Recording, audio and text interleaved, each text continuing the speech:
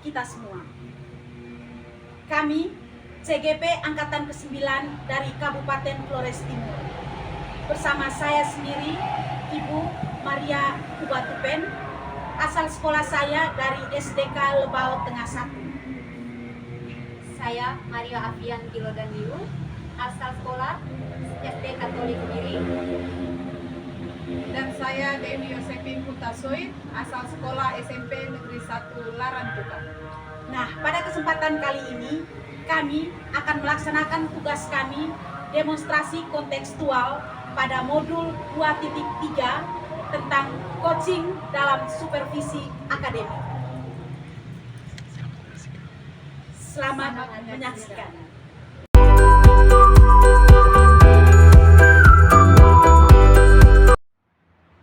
Selamat pagi Ibu. Selamat pagi juga Ibu. Apa kabar hari ini? Puji Tuhan saya baik-baik. Ibu apa kabar hari ini? Saya baik-baik saja seperti yang Ibu lihat. Oh iya, hari ini Ibu akan melakukan coaching ya? Iya, seperti itu Ibu. Nah, di langkah awal ada beberapa hal yang akan saya tanyakan sebelum Ibu melaksanakan proses coaching. Boleh Ibu? Sangat baik. Hal yang ingin saya sampaikan ketika Ibu nantinya melakukan proses coaching itu adalah bahwa coach dan coaching akan saya amati dan saya nilai sesuai dengan rubrik penilaian apakah sudah sesuai dengan alur tirta atau belum. Kemudian bagaimana Ibu memberikan pertanyaan-pertanyaan berbobot kepada coaching dan bagaimana respon coaching tersebut merespon dan menanggapi pertanyaan coachnya. Dan jangan lupa nanti menyesuaikan dengan prinsip coaching. Di antaranya itu ada kemitraan, proses kreatif, dan juga memaksimalkan potensi. Nah, pertanyaan pertama yang akan saya tanyakan kepada Ibu adalah kompetensi apa yang Ibu kembangkan dalam proses coaching ini? Baik Ibu, tentunya kompetensi pada proses coaching nanti yang ingin saya kembangkan sesuai tahapan alur kita, diantaranya yang pertama kehadiran penuh, Ya, kemudian mendengarkan dengan aktif, lihat. dan yang ketiga bagaimana mengajukan pertanyaan-pertanyaan yang berbobot terhadap coaching. Nah, menurut Ibu kompetensi mana yang spesifik yang lebih dikembangkan atau yang ingin lebih dikembangkan dalam proses coaching ini, Ibu? Kompetensi yang spesifik yang ingin saya kembangkan dalam proses coaching nanti yaitu pada mengajukan pertanyaan-pertanyaan yang berbobot, yaitu saya harus punya kesadaran dalam meningkatkan kompetensi saya dengan mengajukan pertanyaan-pertanyaan berbobot terhadap coaching yang nanti.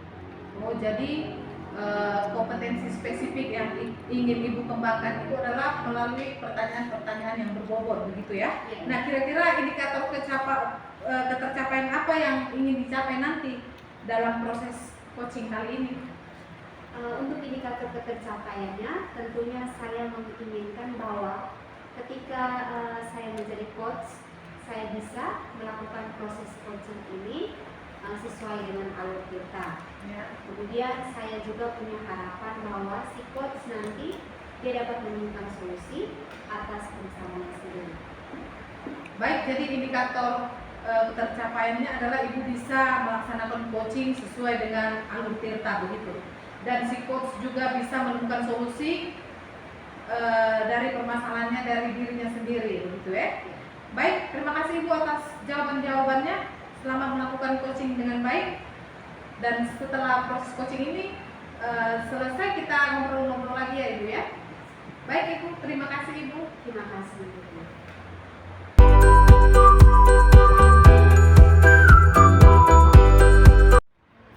Selamat pagi Ibu Yanti. Selamat pagi Ibu. Apa kabar Ibu hari ini? Puji Tuhan saya baik. Ibu apa kabar hari ini? Syukurlah Ibu, keadaan saya hari ini baik-baik saja. Belakangan ini saya melihat bahwa sepertinya ada sesuatu yang mengganjal yang ingin dibicarakan. Apakah ada sesuatu yang ingin kita bicarakan yang membuat Ibu terganggu? Nah, ada sih Ibu yang membuat pikiran saya itu sedikit terganggu ya, bahwa ketika saya masuk di sekolah ini sejak 3 tahun yang lalu hingga sekarang itu, saya melihat bahwa sepertinya pembelajaran di sekolah itu kurang inovatif, lalu kurang kreatif, pembelajarannya itu kurang berpihak pada murid itu. Jadi itu yang saya alami sampai sekarang. Baik, jadi ada sesuatu yang membuat pikiran ibu itu terganggu, yaitu adanya pembelajaran yang kurang inovatif yang telah berjalan ini. Apa tujuan yang ingin ibu capai dari coaching ini? Sebagai seorang guru ibu, saya ingin sekali agar setelah kita berbicara dengan ibu ini bisa menguraikan sedikit keinginan saya yang mana akan menjadi harapan saya untuk kedepannya. Baik, apa definisi tujuan akhir yang ingin ibu capai? Nah, saya tuh ingin ya ibu agar ada sebuah pencerahan, kemudian ada sebuah solusi atau jalan keluar dari pembicaraan kita hari ini. Semoga pembicaraan kita hari ini bisa mendapatkan jalan keluar dari permasalahan yang saya hadapi. Kalau boleh tahu ibu, apa alasan ibu untuk kita bahas pada obrolan kita kali ini? Alasan saya itu karena memang ya ini harus kita pikirkan bersama ya ibu, tentang bagaimana nantinya mengembangkan pembelajaran itu yang lebih baik itu seperti apa.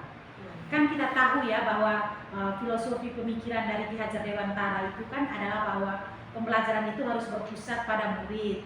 Kemudian pembelajaran itu harus menyenangkan, harus sesuai dengan kodrat alam dan kodrat zaman itu. Hanya saja saya mengamati bahwa begini ya, pembelajaran yang kita jalankan itu masih mengarah kepada metode yang lama, yaitu metodenya ceramah-ceramah begitu saja. Model pembelajaran kita itu, bentuk pembelajaran kita itu tidak menggunakan fasilitas yang disiapkan di sekolah. Jadi itu bisa terbukti pada hasil rapor pendidikan kita itu seperti itu. Oh, jadi alasannya ini sangat penting kita bahas karena selama ini cara mengajar guru-guru di sekolah tersebut masih menggunakan cara atau metode yang lama, yaitu ceramah saja. Iya, itu tepat sekali. Jadi menurut ibu, idealnya pembelajaran yang inovatif itu yang seperti apa ya? Jadi menurut saya ya ibu, pembelajaran yang inovatif itu adalah pembelajaran di mana ketika seorang guru itu mampu mengajar sesuai dengan tujuan dan pembelajaran itu, dalam pembelajaran itu menggunakan metode dan model-model pembelajaran itu yang bisa mengajak siswa untuk lebih aktif, bisa lebih berpihak pada murid itu. Nah, misalnya zaman sekarang itu kan kalau pembelajaran itu kan harus sesuai dengan kodrat zaman ya ibu. Nah, itu kan seorang guru itu harus bisa menggunakan berbagai teknologi, contohnya menggunakan handphone untuk bisa menggali informasi dan juga bisa menggunakan laptop dan LCD untuk mengambil pelajaran-pelajaran baik dari YouTube. Kemudian melihat berbagai praktik baik yang ada di platform Merdeka Mengajar itu agar pembelajaran di kelas itu tidak monoton ibu. Jadi menjadi guru itu sebenarnya kita harus tahu tentang bagaimana penggunaan teknologi itu dan kita harus selalu update tentang informasi-informasi yang berkembang itu ibu. Idealnya seperti itu menurut saya. Ya. Jadi saya bisa tangkap maksud ibu bahwa pembelajaran yang inovatif itu ketika seorang guru itu mampu mengajar sesuai dengan tujuan dan capaian. Kemudian menggunakan metode serta model-model yang inovatif dan harus sesuai dengan kodrat zaman yang sesuai dengan filosofi Ki Hajar Dewantara itu, yaitu memanfaatkan teknologi seperti itu ya Bu. Iya, tepat sekali Bu. Nah, menurut pendapat ibu dari hasil pengamatan ibu di sekolah, kira-kira pembelajaran inovatif itu yang sudah berlangsung itu ya, Iya. Kira-kira rentang dengan nilai rentangnya itu kira-kira dia berada pada posisi yang keberapa kalau dari angka 1 sampai ke 10? Kalau menurut saya itu si ibu masih berada di posisi 6 gitu. Nah, melihat hal ini tentunya ibu menginginkan sesuatu ya Bu. Iya. Dari nilai 5 ini, kedepannya ibu ingin pembelajaran yang inovatif itu, kira-kira ibu ingin nilai berapa ya ke depannya? Untuk kedepannya itu ibu, saya sangat menginginkan itu berada pada posisi nilai yang ke-8. Nah, tentunya kalau ibu menginginkan kedepannya seperti itu, pasti ada sesuatu yang ingin ibu canangkan ke depannya. Nah, kira-kira apa itu untuk dapat mencapai peningkatan ke angka yang diharapkan tadi? Tentunya Ibu, kita harus mendapat banyak dukungan ya. Kita harus mendapat banyak dukungan dengan cara kita harus melakukan koordinasi dengan kepala sekolah. Kemudian kita juga bisa mengadakan rapat atau pertemuan untuk membahas dan mencari solusi bagaimana guru itu bisa mengajar lebih inovatif, lebih kreatif, dan lebih berpihak pada murid itu seperti apa. Seperti itu Ibu yang saya harapkan. Terkait koordinasinya ini, adakah hal lain yang sekiranya bisa mendukung apa yang sudah Ibu rencanakan ini? Selain berkoordinasi Ibu, kita juga bisa melaksanakan BIMTEK. Dengan BIMTEK ini kita bisa mengundang berbagai narasumber dari luar untuk penguatan pembelajaran yang inovatif dan kreatif itu. Kemudian kita juga meminta rekan-rekan guru yang lainnya untuk bisa memanfaatkan platform Merdeka Mengajar.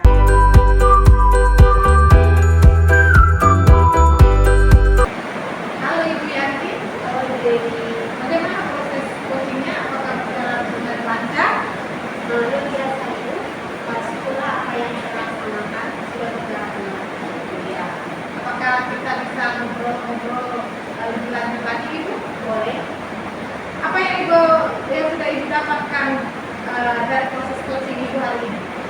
Baik, jadi dari proses coaching yang sudah saya jalankan kali ini itu sudah sesuai dengan alur kita, di mana saya sudah menanyakan tujuan, kemudian saya sudah mengidentifikasi masalah yang terjadi pada coaching, dan saya juga menggali pertanyaan yang berbeda sehingga coaching bisa menemukan solusi dan masalah yang ada. Oh ya, jadi Ibu sudah berhasil ya melakukan coaching ya. Jadi setelah Ibu melakukan kegiatan coaching, ada beberapa catatan-catatan yang saya bisa berikan. Bisa Ibu?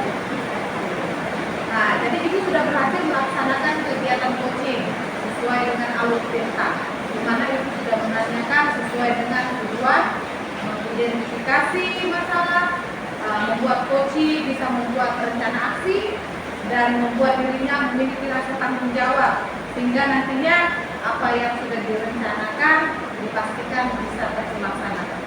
Begitukah Ibu? Iya.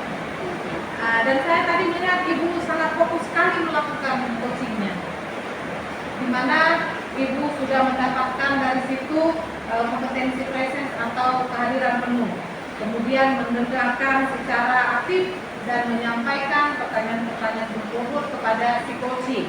Itu sangat baik sekali Ibu. Kemudian saya juga melihat percakapan tadi sudah sesuai dengan prinsip-prinsip coaching, di mana tadi awal sudah dilaksanakan dengan kemitraan, kemudian ada proses kreatifnya dari Ibu, dan lagi Ibu juga sudah memaksimalkan potensi dari si coaching itu. Kira-kira kompetensi apa lagi yang ingin dikembangkan dan ditingkatkan ke depannya Ibu? Tentunya agar saya dapat melaksanakan proses coaching di kemudian hari agar lebih baik, tentunya saya harus banyak belajar lagi, atau dengan saya melihat banyak literatur tentang proses coaching lebih baik. Itu seperti itu. Apakah ada harapan ke depannya? Adakah keinginan Ibu terhadap proses coaching ini? Harapan ke depannya, saya menginginkan ketika saya melakukan proses coaching ini sudah sangat baik berjalan sesuai dengan alur kita dan prinsip-prinsip coaching yang telah dan kompetensi-kompetensi yang ada. Baik, sudah. Terima kasih Ibu. Nah, kita sudah melakukan, saya sudah melakukan pengamatan terhadap coaching yang Ibu lakukan. Saya berharap semoga di kemudian hari Ibu bisa menjadi lebih baik lagi. Terima kasih Ibu. Terima kasih.